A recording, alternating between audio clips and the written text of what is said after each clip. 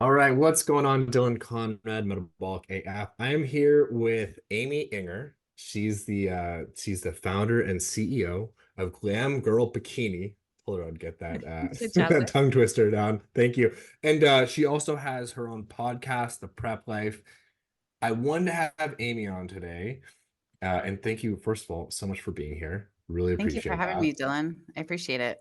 I'm excited. Yeah, I'm very excited. Yeah, I'm excited too because we were talking about this just before we started. You work primarily with bikini athletes, right? Women Correct. training for bikini competitions. And they have the best physiques, right? They're getting down really low body fat percentage. And, obviously we coach here for fat loss. And I think there's a gap between, kind of those quote unquote lifestyle clients and the bikini of like, okay, how can I get even better results? So I wonder how you want, because I feel like we can really fill that gap for our audience and let them know kind of like, hey, this is what's working. Yeah, and I So think I think that's a great topic to chat about. So, yeah, I'm ready to dive in. I'm excited. yeah, let's dive in. Before we dive in, I want to, because you have a really cool story. So maybe you can tell us kind of like what your background, kind of how you got involved with this space.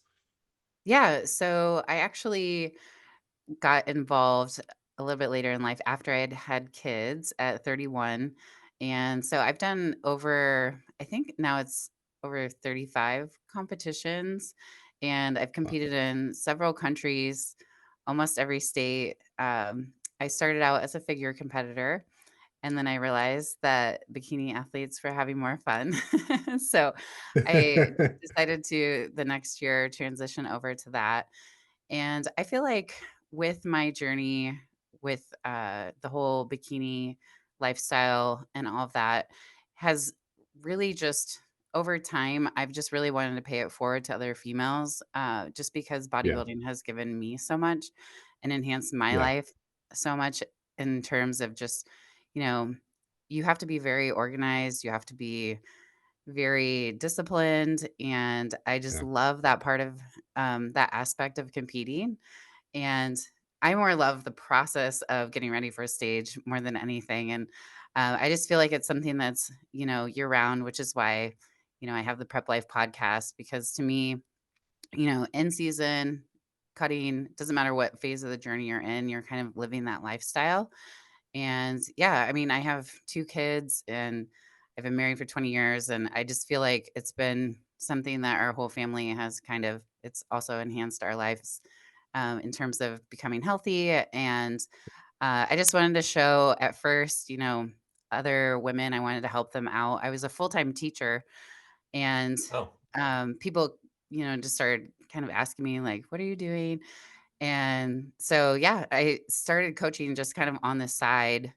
It's been over a decade that I've been coaching women, and then I decided, to leave a full-time salary comfortable position and kind of move into the coaching space full time. And yeah, it's been amazing just to help other women kind of, you know, get them on stage, and whether they're a first timer that's never stepped on stage, or, yeah. I've turned a couple of people pro at the national level.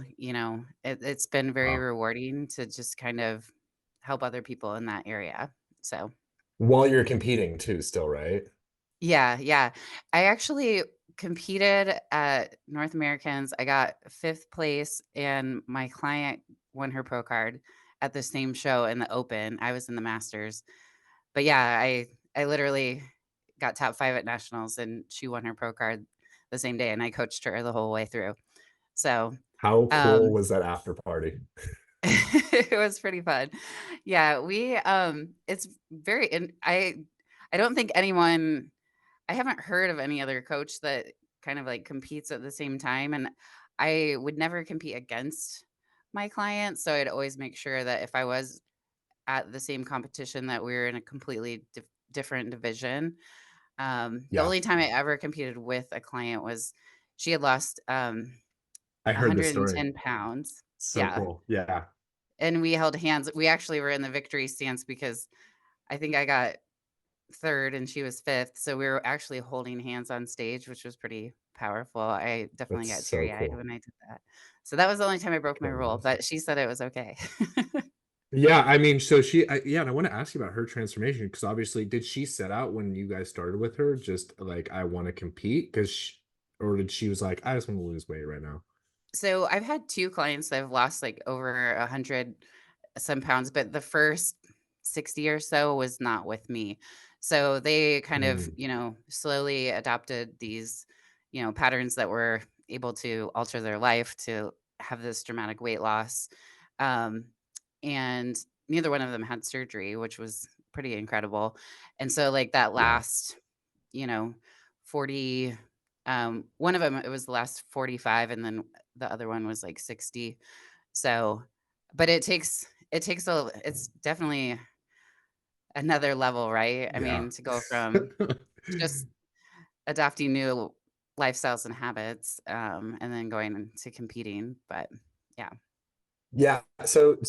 Like, yeah, what do you think the main things are between like, okay, you have 100 pounds to lose, like the first half is done one way, and then obviously dieting down to like women, what you get to like between 9 and 11% body fat, like very, very low For percentage of body females, fat it's a or little low. higher just because with bikini, Okay. especially because, it's the, I guess, highest body fat percentage out of all of them. So you have bodybuilding, you're very, very lean, and women's physique, and then figure. So those divisions, they can have striations, they can Oh, have feathering, they can have vascularity. In bikini, you have to have that soft, kind of pretty muscle look where, yes, you have separation in the glutes, but you don't want an etched in, and you don't want any feathering or striations. So it depends. Some people, they can get as low as like 13, 10% in bikini, but I would say the vast majority is around 15 to 18%. Whenever I okay. compete, at my last competition when I got second in Rome, I was actually 17%. But I mean, again, they're not judging you on Right. that or your weight. And there's a lot of factors, but it's kind of like that overall balance. So however your body fat is distributed too makes a difference in bikini as well. So Yeah, yeah. And so what was your experience with like, I'm sure, I don't know, did you have a coach that kind of got you started in this? And what was your experience like that? And how did that kind of like play into you wanting to coach other people? yeah, so I started out with somebody that was online, and it was really hard at the time. I lived in Indiana, so there wasn't anyone really like that was, coaching Right. in this space or doing anything like that. So I found this person randomly. She was a dietitian online, and I don't want to mention any names because I don't want to throw anybody under the bus, but Of it course. was probably because of that negative experience that I then wanted to show people that there was a healthier way to do this in a more Yeah. sustainable way. um, I got a packet of paper that was a list of what I was supposed to do for the next 12 weeks. I didn't have a check-in. I mean, this is like the opposite of any kind of coaching that you would ever want. Um, the judge actually pulled me aside at the end of the competition and he said, "Next time you need to eat." Um, I mean, I looked like a skeleton. And so, um, I was doing way too much cardio. And I mean, how would she even know that Yeah. you know, and Yeah, then to I didn't change have a anything. reverse diet, so I went, crazy after my show and did everything the wrong way and gained 15 pounds the next day. Couldn't see my ankles. So that was like really something that I just want to get my hands on people before they have those kind of bad experiences, and Yeah. show them that there is a way to do this with fueling your body, eating enough food, not having to do hours and hours of cardio. And if you do it the right way, the slow and sustainable way, then um, there's definitely more than one way to do it. But that was what kind of inspired me to try to find something Yeah. better, you know? Yeah. I So mean, it's like, what was that, 2011? that you got started? Yeah, yeah, I So it's started with like, her in 2010, yeah, so it was a while ago. so that was like, yeah, early days of online coaching. It was like Mhm. pre. Yeah, Yeah, I've worked with online coaches too, and kind of had the same experience. Like, hey, here's your stuff, go do it, and it's like quote unquote customized. I'm like, well, how customized is this really if you don't really know what I'm doing for like the yeah, last 3 months? yeah, Um, yeah. yeah, that's kind of like myself. I've been coaching for 17 years, both in person and outside. But Oh, wow. like yeah, I started doing this because when I was in college, I had a really good mentor. I really lucked out, and he had experience with bodybuilding, powerlifting. His parents owned a gym growing up, and he taught me how to read research, apply it, look in the right areas, kind of like who I should be following, that type of thing. And I was just like, I want everyone to have this because I was so lost before that, and I was studying kinesiology, in college. But Yeah. like having that mentor and having that like person to really guide me through it was all the difference. And that's kind of why I got really into doing this. Um, what do you feel like? Because there's a couple things I wanted to ask. How old are your kids, by the way? I was curious. Now they're 16 and 15, yeah. So, 16, now 15. Okay. they're So at the yeah, time, that now they're lifting 12 years weights and ago. yeah, Yeah, yeah. so they were like 3 and 5 when you got started in this. Mhm. Because so Uh, many of our right? 12 years ago? yeah, Is that I'm bad math at math. right? I can't do math. Okay. 14 So they're 15 and 16, right? 14 15 years and 16? ago. So, yeah, they were 2 Yeah. and 1 and So you 2. have really young kids, like under Yeah. under 8 years, like they're like barnacles, they're like attached to you at a hip. And you were obviously teaching at the time, prepping. You mentioned something very interesting. You're like, the structure and like the routine and having that was like you loved it. What did you love so much about it? Like what did you love so much? Like what was like that dopamine hit you were getting? Yeah, well, I was a college softball player, a scholarship athlete, so I've been an athlete my whole life, and, Yeah. there was just a really big void of that, I have always worked in the fitness industry. My degree is in physiological sciences, physical education. So I was a high Mhm. school teacher for 10 years and I coached sports. Um, so the education, the teaching, all that is like the one side. And then I have like the discipline side of me as an athlete. And I was really craving that. And so when I found that there was this thing that I could incorporate my love of learning about nutrition, and Mhm. at the time, my doctor had told me that I was going to have to possibly go on a cholesterol medicine because my cholesterol Oh, was so high. So wow. even though I was like teaching aerobics at the high school and everything, my cholesterol was high, and so I wanted to. That was kind of how this whole thing started, was the nutrition side of thing. And then I realized, like, you could have a competition for how, basically healthy you're gonna Yeah, get, yeah, or how in how shape much you're getting, muscle yeah. you can build. And yeah, Yeah. so it was a way to kind of combine my passions with being competitive in nature as well. Yeah, yeah. And so you're obviously like you come from athletic background, like kind of the training aspect really made sense to you because obviously you're training like year round, especially if you're playing, college softball at that level. The main thing with who we coach and people not seeing as great results as they want to is the adherence to the nutrition and the training, right? But mostly the nutrition.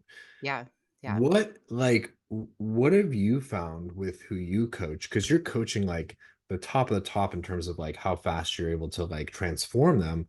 Like, how are they so adherent? Like, what is it mindset? Is it like, your nutrition? Like maybe you can kind of take us through your process and all that. Yeah, I guess when you were kind of talking about the difference between, I think, lifestyle and competitors, is really that competitive component. When there's something on the line, um, if you know that you're going to be in a teeny weeny bikini in front of a crowd and an audience, and you're going to get judged, if you are competitive, that's going to drive you. That's something that's going to really motivate you to stay on Yep. track, because you know that if you don't, there's that huge impending goal that you're trying to strive for. So Yeah. the thing that I find with like lifestyle is there's just not as much at stake. So sometimes they tend to fall off. If Mhm. like a birthday or a vacation or something like that. Whereas if you kind of are invested in this goal, then you have a little bit more teeth in the game kind of thing. Yeah. And it's 24/7, 365. Like, if you're prepping, Yeah, exactly. you're never off, and Every you really little have to. thing counts, especially when you Yeah. get closer to For it. Yeah. For you, when you first do your competition, like, and the judge took you aside, Mhm. what was that like for you? Like, what went through your mind? What was kinda, like, going on there? Yeah, I mean, it was really, you know, I'd gotten nationally qualified and it was a lot of mixed emotions because I was Yeah. very excited. But that was the year that I mean, I decided too that I was gonna do bikini because Bikini had just started and they just had it at that competition for the first time ever, and I saw there were only Oh, 2 wow. of them, but I saw them and I was like, "Man, they look like" figure you do have to get a lot leaner for, Mhm. and it just seemed like they were having a lot more fun than I was, so, How do you yeah, mean? I just made the commitment that the next year I was gonna do bikini instead, and that was Right. definitely a better fit for me, just Totally. physique-wise, but also kind of lifestyle too. Do you feel like that first competition when the judge took you outside and because I think you said you were, like, too skinny? Mhm. Yeah, Like, you're too yeah, I thin? was When he yeah. took you aside and kind of looking back on that, is that maybe what pushed you to, like, knowing, like, "Okay, if I don't follow this plan to the T, and I go on stage and I look not great again, and, like, God forbid the judge takes it." Was that running through your head at all, and, like, for you to kind of really stick this so you can look your best on stage?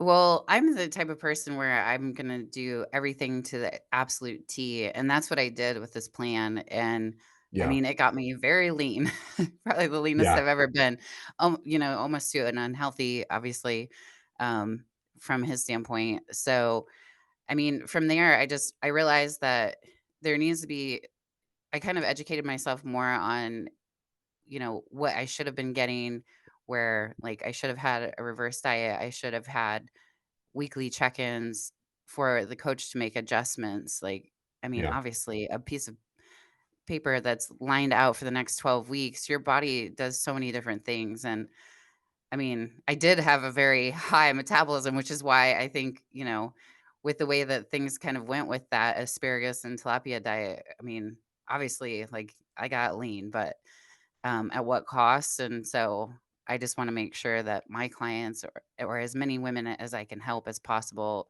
don't have to go through that same experience, basically. Yeah, and what is your process like now? Like, with your fulfillment and, like, how you kinda operate with your clients? Yeah. So every week they check in our online portal, and Mhm. our coaches on our staff, we leave a detailed Loom video so they can see our face. And we also allow them to do a 30-minute phone call, like an accountability call every week that they can book. When they get closer to stage, then they're also doing Yeah. weekly, they're using that time for their posing. And Yeah. I just find that too, it's really nice because I can find a lot of things that, sometimes when you type something out, it doesn't really translate over very well. So, for one 100%. thing, like when they hear my voice and see my body language in a video, that's a higher level of communication than me just like typing back a response where things could be Right. inferred. And then when we're actually like on Zoom or FaceTime and we're posing, a lot of the time, we're also talking through some issues that they maybe had. More things come Mm. up. And then, like, for example, I have my first bodybuilding wheelchair client that she's competing in the Oh, Arnold. cool. And we were talking yesterday and we came to the conclusion, like, why she didn't make progress this week. And I know this sounds really like, nitpicky, but again, it's kind of those minute details. She realized she was using a bunch of balsamic vinegar on all of her Yeah. different dishes, and Adds up. and she was adding up all those carbs, and we just I mean, I looked through her MyFitnessPal, I had I was kinda just racking my brain because we had made adjustments and, just sometimes talking through things and, empowering the client to take Yeah. some ownership and, you know, what they're doing and just asking the right questions. We have a really detailed form that they fill out that talks about, Mhm. like, what was your digestion like? I always make them tell me a win for the week, what was your fiber, your water, just kind of every aspect in that journal. Yeah. So then I can ask even deeper questions from there um, on a weekly Yeah. basis. So, Why is digestion important for you, like, as a coach? oh, geez. I mean, it can, I first of know, all, but it can make your weight fluctuate, for one thing, if you're not, I mean, nutrient absorption obviously is going to be key totally. for a client to be, you know, nourishing their muscles. And, if they have diarrhea, constipation, whatever it is, I mean, those are issues that are going to impact their prep. And so it's really important that that's regular. Yeah. No, obviously I know the answers to a lot of this, but I want to hear, from you, obviously being the expert and going into like those nitty-gritty details. Um, Meal plans or macros? Like, what do you find works best for your clients or you or Yeah, I started, in the old school days of strict meal plan, and I just found that that really perpetuates some really disordered eating habits in terms of just kind of Mm, that bad boy mentality. Like the more you have to say no to something, and the cooler it looks, and then it becomes like an after show disaster, especially yeah. after a show when there's not that impending date. It's very easy Yeah. to overeat and binge, and all kinds of bad things can happen. Um, I do think that there's such a thing as an optimal eater. So for me, I do a meal suggestion in terms of for athletes, they need to have nutrient timing. So they need to be able to have for Right. protein synthesis to occur. You know, I'll give some suggestions of like, let's say we do a lean protein, there'll be like 10 suggestions of a serving size that I think that would be right for their body, along with like carbohydrates as well.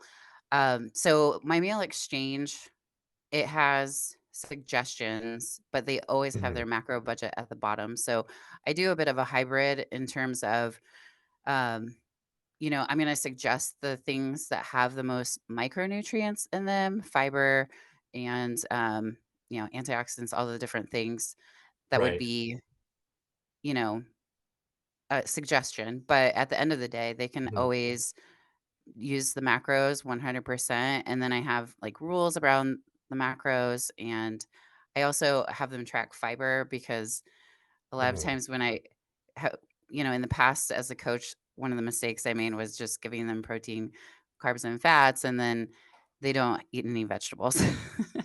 So, or they don't, like their fiber is like Totally. 10. Yeah. So yeah, now I have fiber included in that and, Good. kind of some guidelines there. So yeah, So it's a what are the hybrid, but yeah. yeah. It seems like it works really well too. We have clients on both. Like we have clients that are like, "Hey, this is what you're eating." They do really well on it. Sometimes it's like, "Hey, here's your macros." They do really well on it. Sometimes a hybrid, like you're saying, like here's your suggested, but also here's your macros. They do well on it.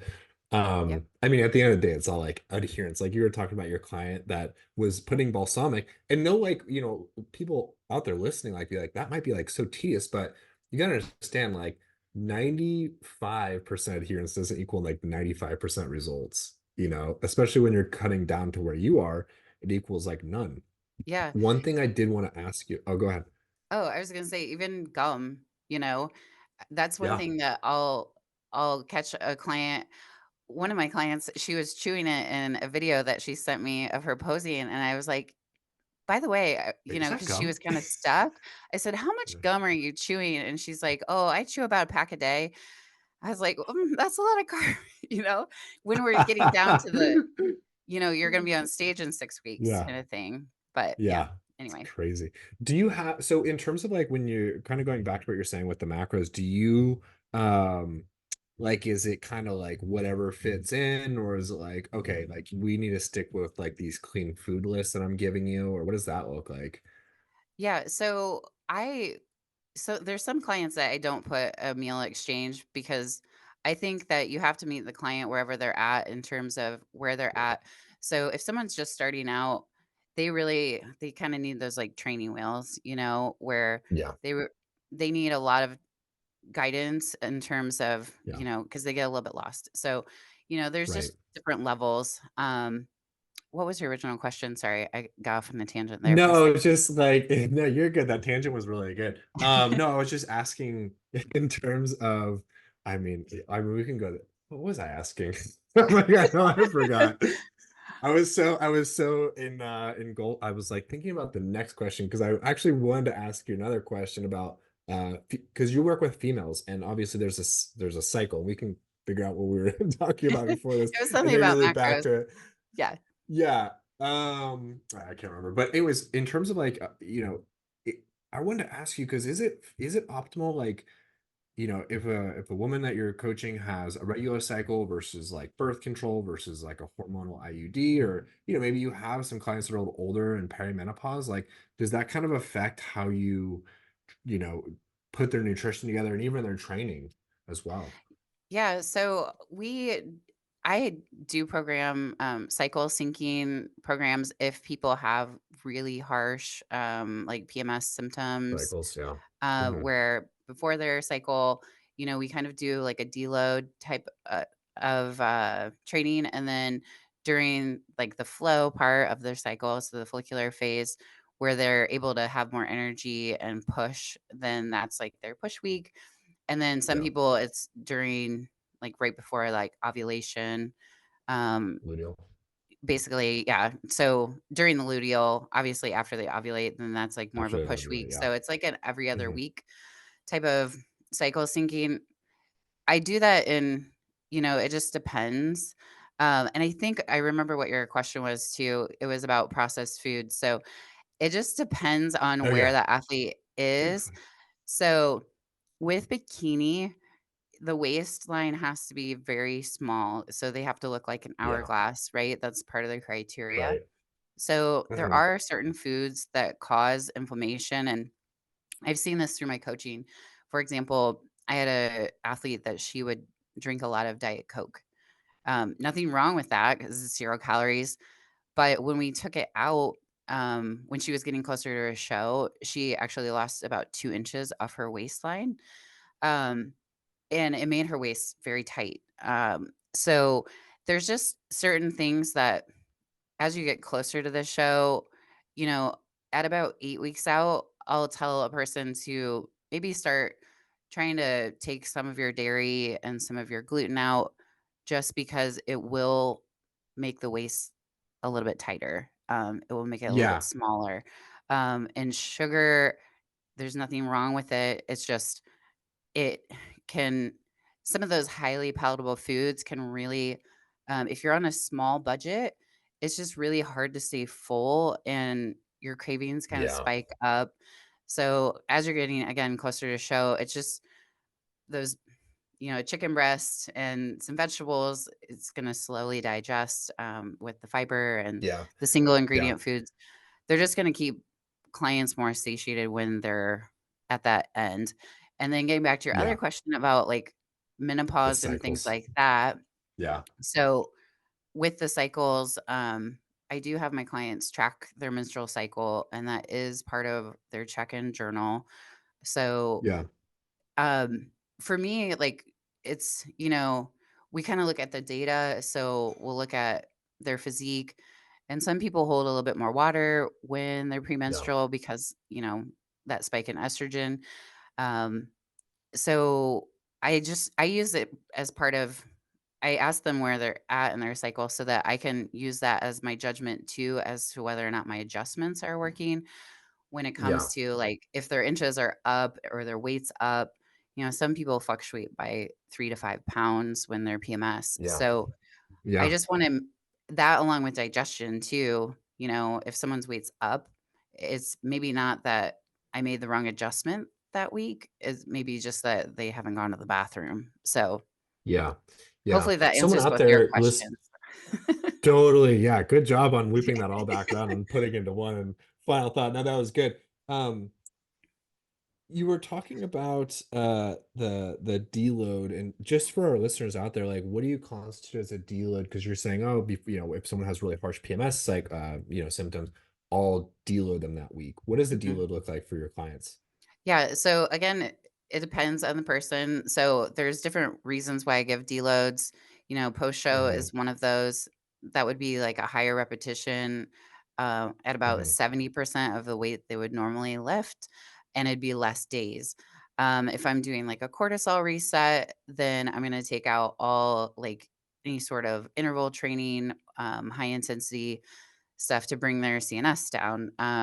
If it's the menstrual cycle thing, for lack of a better word, so for cycle syncing, then their deload week is going to be more high rep and it's going to be lower weight. And then their push week is going to be lower repetitions where they're really trying to like PR and hit like higher weights in their progressive overload, if that makes sense. And just for people, yeah, it makes total sense. Just for people listening out there, what do you mean by push week? Like, what is that?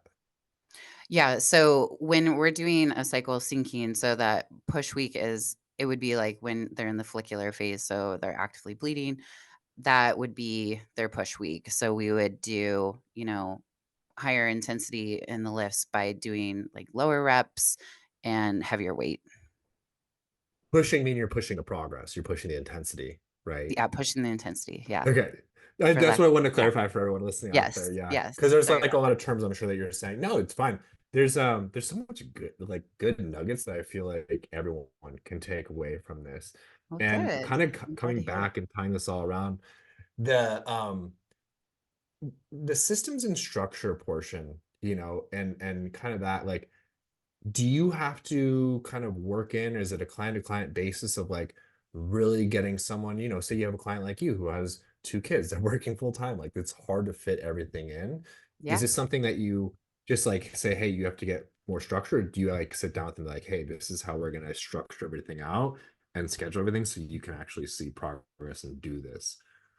Yeah, I feel like I know my clients very well, and through these phone calls, I like to get to know them on a personal level, figure out, what their stressors are, who is their support system, what does your time schedule look like? Because sometimes, with some of my clients that work night shifts that are nurses, they have crazy Yeah. schedules, we may only train 3 to 4 times a week, because to me, sleep in their case is more important.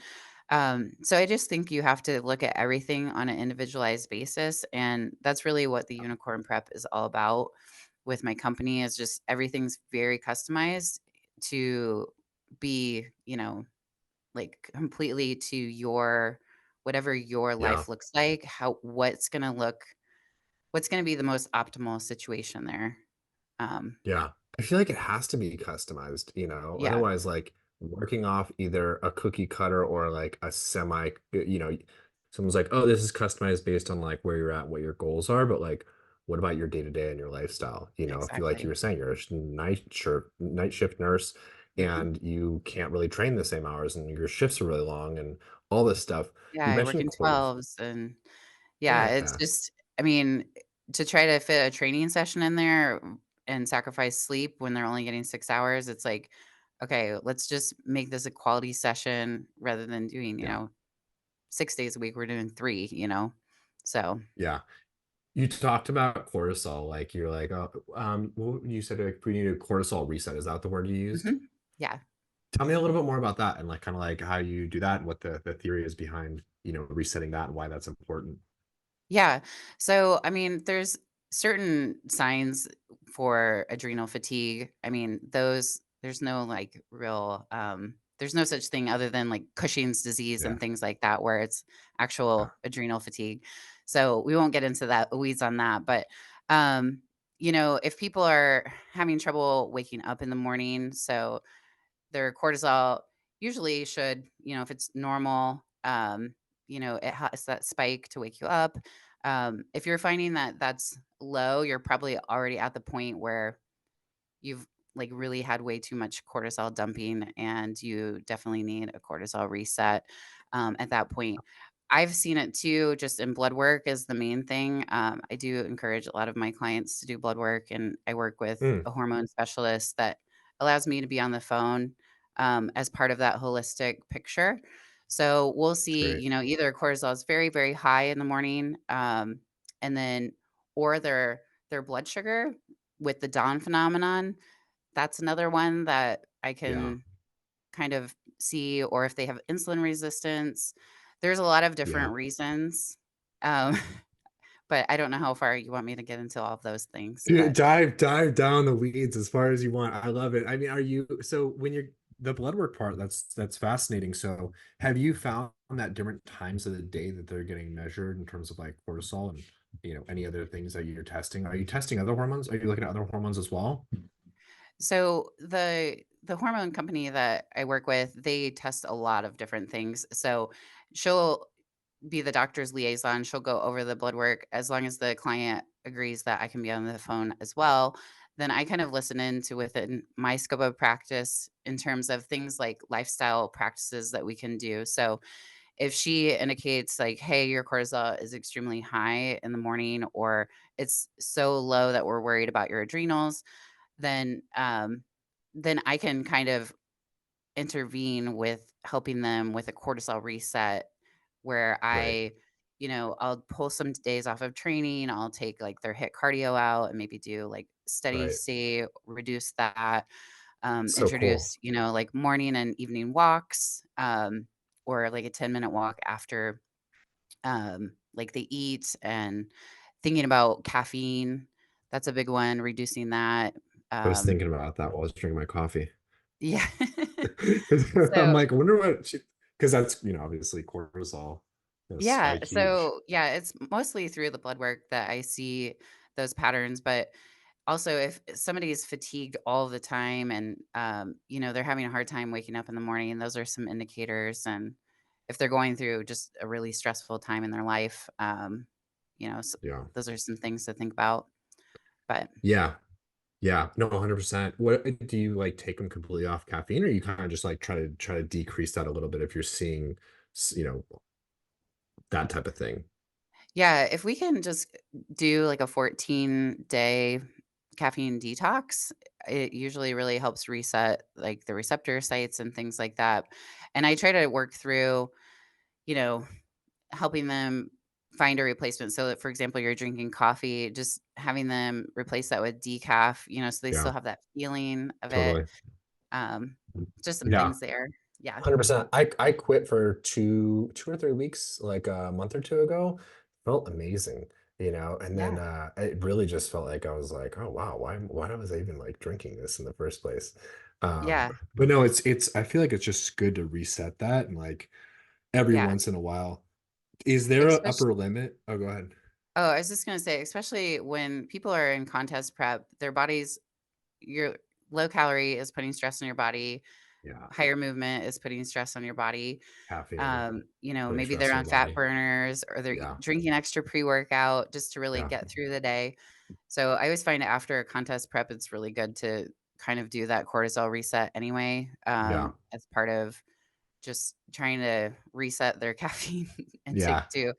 Because once they start drinking it and it's not doing anything, you're probably way over the upper limit, you know? Totally. What do you have an upper limit in terms of milligrams that you like don't go above this? I mean, I wouldn't suggest going over 300, but I mean, Yeah. even that's like a generous budget. So, Which it is just like depends on some how you pre-workouts. What's that? It's like that's some pre-workouts. Like some Yeah, pre-workouts are it like is. 300 megs and I'm like, what is this? This is I insane. know. Yeah, and everybody processes it and metabolizes it differently, so, Mhm. I mean, for some people, 300 is nothing, but some people, like, 150 is a lot, so Yeah. it just Yeah. depends. Depends Again, on how, yeah, everybody's right. individual. That's, I feel like that's my It always answer to comes back most things. It depends. Someone's like, oh, da da da da da. I'm like, well, it depends. It depends. And I feel like that's such a good way to spot a good coach is someone who says it depends a lot because that means they customize their shit. It just like they're not just like throwing you a cookie cutter program like, hey, right. peace out, follow this, and check in with you occasionally. I Yeah, wanted to when ask you people about are dogmatic, it's like you wonder because I yeah, mean, I feel like there's different ways to do things yeah, well, of and there's course. different philosophies and to always be learning and the way that I did things 10 years ago is definitely vastly different from what But I yeah, do now because I've learned so many things and, research evolves and there's so much new information. So I think it's just important to stay educated and stay open minded about things and yeah, not be set in stone because there's right, always going to be that one person that breaks the rule anyway. So, yeah. Yeah, 100%. Like, I've seen the whole thing, like, the arc over 17 years of coaching. It's like, first it was like, it was hardcore functional training is all about squats and deadlifts, and if you're bodybuilding, it's, like, completely wrong. And now bodybuilding's make, like, a huge comeback. Like, I think bodybuilding is yeah. way especially since the increase in Instagram and social media, it's been definitely taking over and gaining a lot of popularity in that regard. You were talking about coaches that you have there's a Chris Bumstead, obviously, Chris Bumstead just won Yeah. Classic. Yeah. Ian Valera, but he doesn't coach him anymore. But he was, doing open at the same time he was prepping Chris at the same Uh-huh. time for like years on. You're like, I don't know anyone that does it at the same time. I was like, that's what I was thinking the first thing. Oh, yeah. Yeah. There's, Yeah. yeah, Being on the same stage even is, like, kind of what I was saying, but yeah, I know there are a lot of coaches, like, for example, I know Ashlyn Little is a great coach. She has a lot of mhm, pros that she's turned yeah, pro, and she's a pro herself, yeah.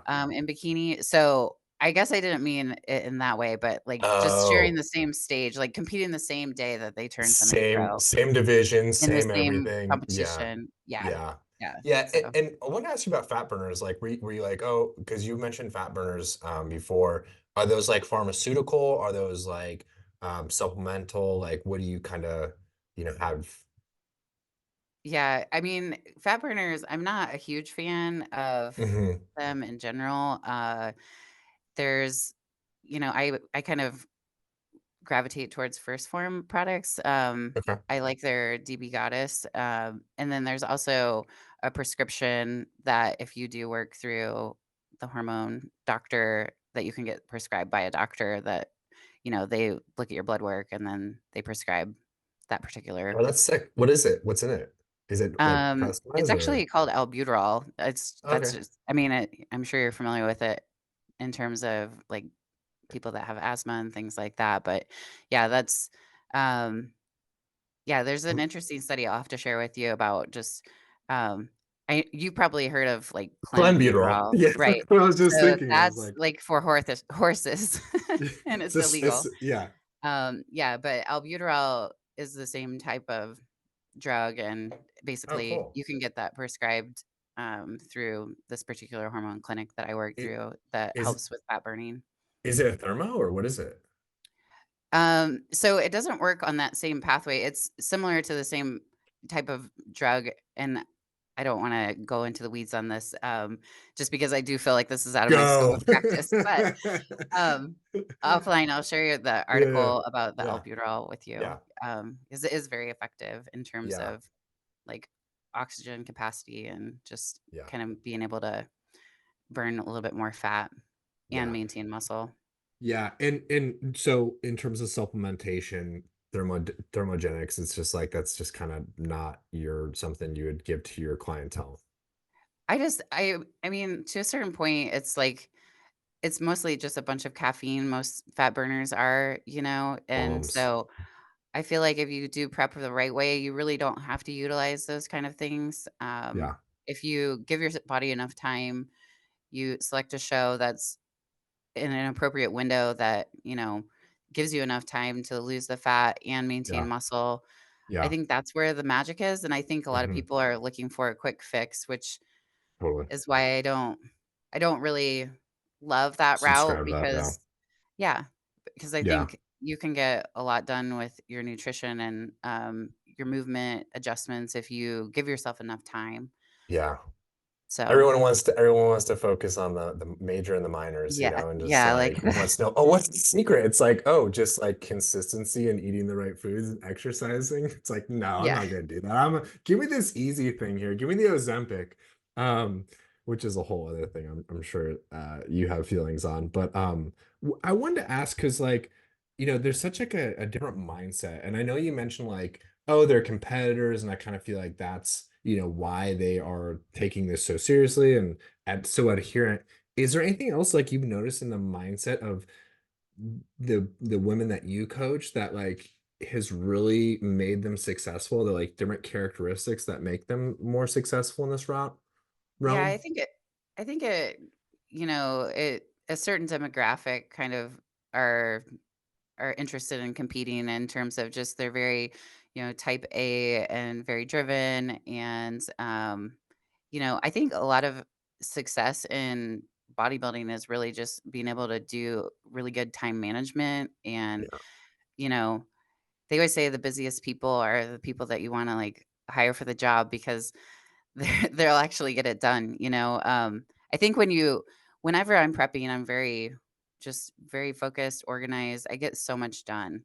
Yeah. It's amazing how much time we have in our day that we really just don't even tap into. So, It's wild. It's I think wild. it's just, setting the appointments and prioritizing yourself and making sure that you're, getting the right education from, hiring somebody that can mentor Yeah. you through that process too is a big piece as well. Yeah, and speaking of which, anyone that's listening to this podcast and, they're just kind of like a general population, civilian lifestyle client, has no idea about bodybuilding, but like has seen maybe some people online do it and really wants to challenge themselves. Like, do you work with newbies? And if so, like how can people get a hold of you?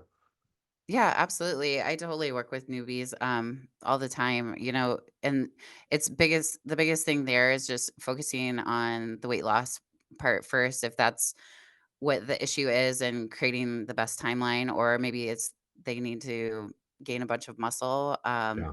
But yeah, I always like to look at their pictures and they have an intake form that they can fill out on glamgirlbikini.com, just hitting the Hmm. get started button.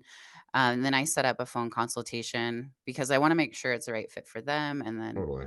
um, and vice versa, Yeah. And a lot of times, sometimes people don't like the timeline that I give, but I've been a judge in the sport and I've been around it That's and right. You judge. I've trained a lot of females over the years, thousands probably, and you kind of get to know, like, what body types will win on stage, and, I mean, I hate to break it down to just, like, their height and weight, but I can kinda give them, like, a reverse engineered goal of, like, "Okay, based on your pictures, based on where you're at, like with either weight loss or how much muscle you need to build, this is the timeline."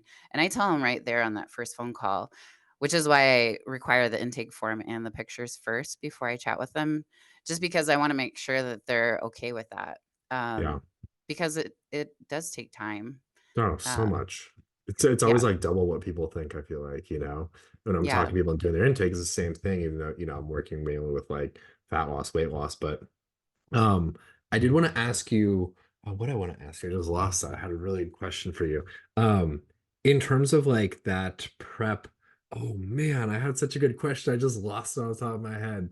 Well, kind of to elaborate on what you were asking me before, just like Yeah. on what makes them different. And I just feel like there's not a really sexy answer to that. It's really Mhm. just the minutia of Groundhog's Day of just doing the things consistently day after day and just really taking it one day at a time and checking off your boxes. Yeah. That consistency is Yeah.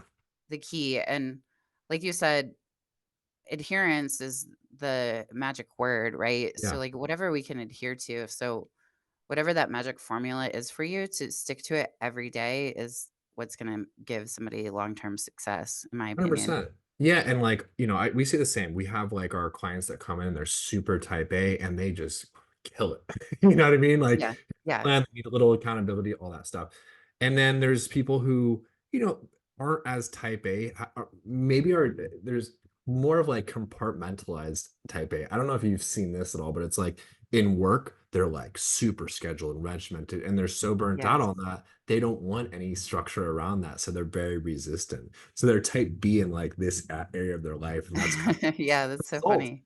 But I For I feel sure. like I don't know if it was the same with you, but like for me, when I got good at nutrition and I got good at planning my nutrition and I got good at Hmm. planning my workouts and structuring everything, then I got good at life. Like it wasn't the other way around, you know.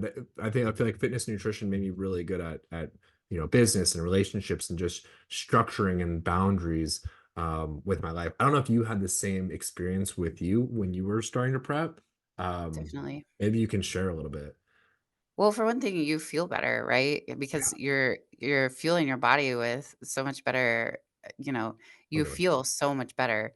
Um, that's one thing. I mean, right off the bat, I mean, if you start incorporating exercise, you're gonna also feel good. And when you're Yeah. eating right and you're eating things that give you good energy, that's so huge, in my opinion. So Yeah. Yeah, it's key. And I don't know. I think the structure the thing that separates everyone I think is yeah, that not maybe not type A, but like that mindset that you can get really structured and dialed in and really strategic about kind of planning everything out and having those yeah. boundaries too. I feel like good people with really healthy and good boundaries crushed on this. People who kind of like, put everyone else first or they give into social pressures or whatever it is. That's when I find that they kind of like just fly off the rails, you know? Yeah, and to those people, I don't know if you've ever read the book The Four Tendencies by Gretchen Rubin, but Mhm. I mean those people are called obligers where they put everybody else's needs first. And what I try to phrase to them is, in order to fill other people's cups, you have to fill your own. So um I always felt mommy guilt, like leaving, to go to the gym and things like that. But then when I thought about it, I'm like, I'm a better mom when I can feel good in my body and that I'm doing something for myself, and my kids can see that I can do hard things, and Totally. I can push myself to achieve these things. And so to me, like, it's just a matter of reframing that mindset into, okay, like you're doing this so that you can Yeah. help be a better wife or a better husband or, Yeah. father or mother. Yeah. Yeah. I feel like it's like a really higher level of consciousness, right? Because like innately you're gonna feel mom guilt. Like obviously as a parent, like I don't get mom guilt, but like I feel bad about things. But when you kind Sure. of actually step away and dissect what that is, which most people don't. And I feel like that's why most people really struggle in this area because they kind of just let their feelings overwhelm them. But if you actually step away from it and be like, oh, what is this? Okay, I actually shouldn't feel this because I'm filling my cup for them. Like the reason I'm doing it is for them. And so I can be a better role model, so I can have more energy for them, so I can, be here a long time for them. It's actually all for them when you actually like step away and really think about it. But that's like a higher level of consciousness because you really have to like step away and think of it. You can't just like innately react to it, you know? So true. Yeah, and I mean, I think too, you just have to remember that, um, at the end of the day, you also do have to consider other people's feelings because you're kind of like this new person that you're turning into, and you've adopted all Hmm. these new things, and sometimes they get fear that, like, they're not gonna be included in that and things. So it's just really important to be proactive to make time, especially when, like, in terms of, like, bikini competitors, when they're prepping for a show, they need to make sure that they're still, like, pouring into those relationships and Yeah, kind of still maintaining that because, not many people are gonna wanna be around you after the show, like, if you're treating totally. them like garbage during your prep and 100%. you're It's not constantly sustainable. miserable, they're not gonna support what you're doing, you know? Yeah. Yeah, you're not gonna have a, significant other, friends, like, everyone's gonna be, like, avoiding you like the plague, and that's not gonna be sustainable. Yeah.